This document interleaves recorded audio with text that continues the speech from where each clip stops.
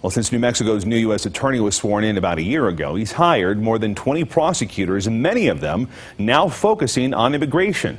Our Joy Wang sat down with the U.S. Attorney John Anderson today to explain how things have changed. Joy. Well, Steve, the U.S. Attorney says there are also more prosecutors to focus on crime in Albuquerque and legal issues on native land. But there's definitely an emphasis on immigration enforcement.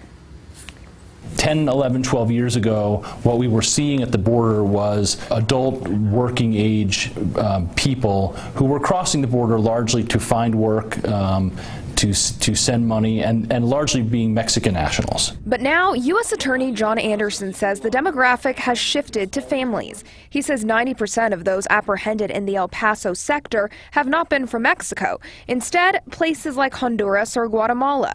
Just this week, 67 Ecuadorian and Guatemalans who entered the U.S. illegally were found in a New Mexico stash house. Those are tragic circumstances, and they are emblematic of the humanitarian aspect of the crisis that we see at the border. Authorities describe the conditions as deplorable, and U.S. Attorney John Anderson said this situation only emphasizes the need for more border security. The human cost is measured in lives, whether it's people in a box, whether it is children dying because of the journey that they've taken through to get to the southern border under the conditions that they've been in. Those are real costs. And he says his department's responsibility begins and ends with criminal justice. Many of them that we're seeing there are coming in family units.